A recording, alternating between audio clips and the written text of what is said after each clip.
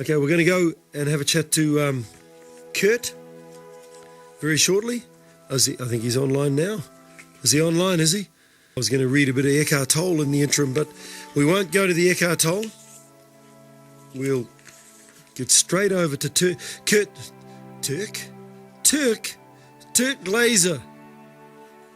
To Kurt Glazer, who... G'day, Kurt.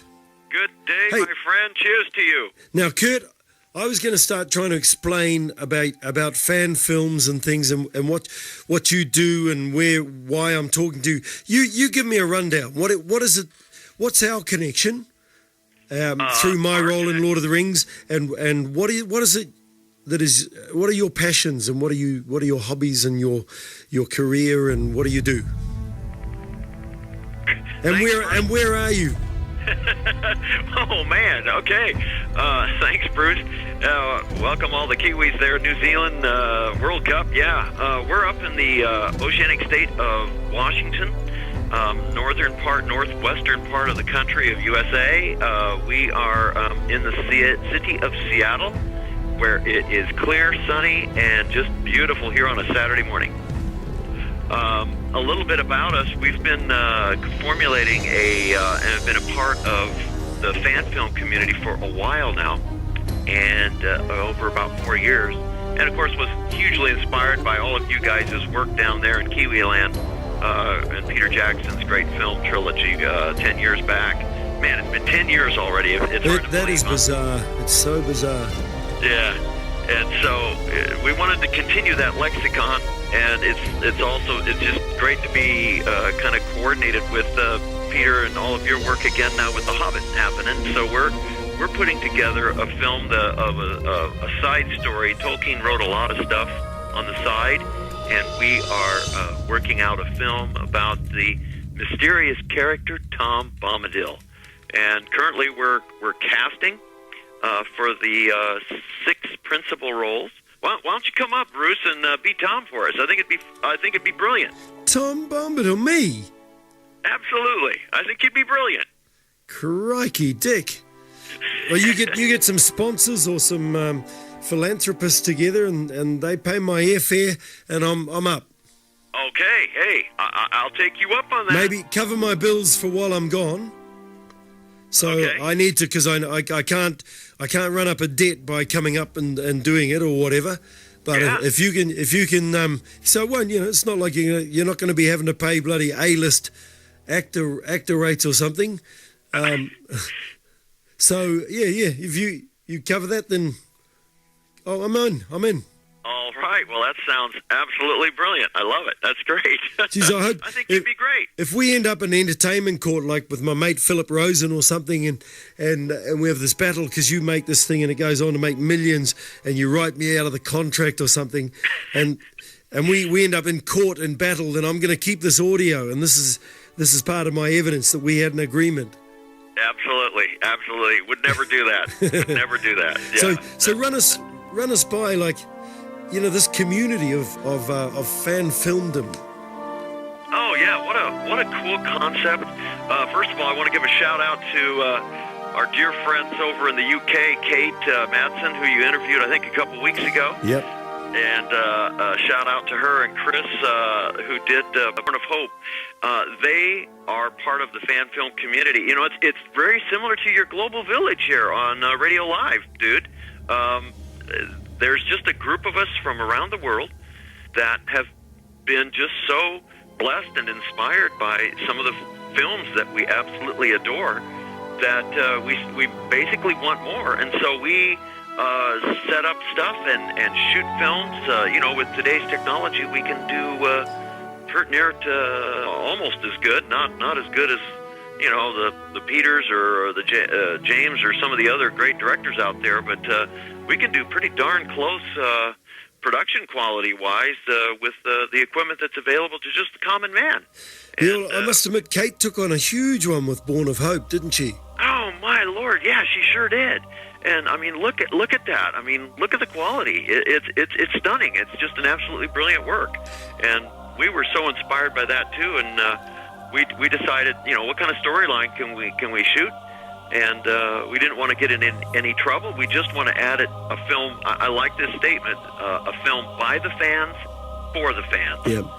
Now, what state is fan filmdom in? Is it just in its genesis, or how long has it been around? And what is the future? What future do you think there is for it? No, great question. I think it's been around for a good probably 10 to 15 years at least, because I've seen some early stuff, like from Star Wars and Back to the Future and some of these other great films. So I think it's been around for at least 10 to 15 years. And where I see the future going is I see it. I think we will be. I'll probably get in trouble for this, but I think if we actually get this shot done this fall, ours will be the very first 3D fan film ever made. Wow. That's our hope. Cool. And we'll be shooting it all with the HD LSR cameras, those small little Canons and Nikon cameras is what we're going to be using for shooting. So when you say around 15 years, so was fan filmdom made possible by the cyberspace? Oh, absolutely. Yeah, a huge impetus came from cyberspace and the global community and people visiting with each other and getting to know each other and having a common interest, like we talked about in our previous interview earlier in the year. That's one of the impetuses for it, no doubt. Do you have restrictions placed on you? Say, if you wanted to do a fan film based on an existing concept, as you say, initially it was Star Wars, etc. Now Lord of the Rings has become a major inspiration for some groups. I imagine all of the the iconic films. Oh, I was just trying to think of the one. Oh, good Lord! And now I've lost the actor's name as well. Suddenly tried to think of John Rhys Davies was in it. Oh, yeah. What was the with the not the Tomb Raider? It was pre-Tomb Raider days and stuff. It wasn't. Not Back to the Future. Oh, now you got me. I think. Yeah, not Back to the Future. Age, oh, bloody hell! Oh, I've forgotten. He's the name of the character. Indiana Jones. Yeah. There we go. So, if you want to do something based on that, do you have restrictions placed on you? I know that with the OneRing.net, when Lord of the Rings was being made and the OneRing.net started up and they became massive, and Warner's New Line were initially trying to takes legal action against them, and then they realized how huge this online community was. They realized this was the best publicity machine they could ever hope for. Absolutely. But they put restrictions on them and said no one can earn any money out of it. Even the administrators of the website, etc. It was bizarre. I think it's changed. So do you have those restrictions placed on you? I think I'm sure there are some, and we're trying to be very, very careful about what we're doing, and in terms of that, we don't want to step on any toes. And I guess our very simple approach has been we want to stay below the radar because, again, it's just for the fans, by the fans. It's a pro bono film, and we're just trying to keep it as simple as possible. We don't want to get into any legal entanglements because we don't want to upset anybody. And like you just said, I totally agree with that. It works out the very reverse. And our good friend who did a kind of comedy, but it's about the Lord of the Rings game, online game community. It's called The Fellowship, or The Fellow's Hip. That's what it's called. On the East Coast shot a film. And it's a for-profit film, but he told me that there's just a lot of uncertainties and unknowns. I guess we're kind of in the fan filmdom kingdom. We are charting new territory because this stuff is not very new. It's just maybe 10 or 15 years old. So we're kind of charting new territory. And I suppose it's an interesting time to be charting that territory because we're just having a lot of controversy here in New Zealand about the legislation being brought in, generated from the States essentially, that's going global now, about restricting online sharing of music and images and movie files and things. Yes, absolutely. Yeah, And it the does punishment. cause one to, the intellectual property rights. It's a whole new area of law. Almost. Yeah. Yeah. Yep. I experienced some of that sort of stuff when I sued New Line over merchandise residuals for my character in Lord of the Rings, and lost, of course, because they just are such a powerful machine. Well, we didn't lose, but they managed to find a way to. It was bizarre. They proved their way out. They proved to us that they lost money. Yeah. They managed to that's what it prove always that boils down they to. lost money.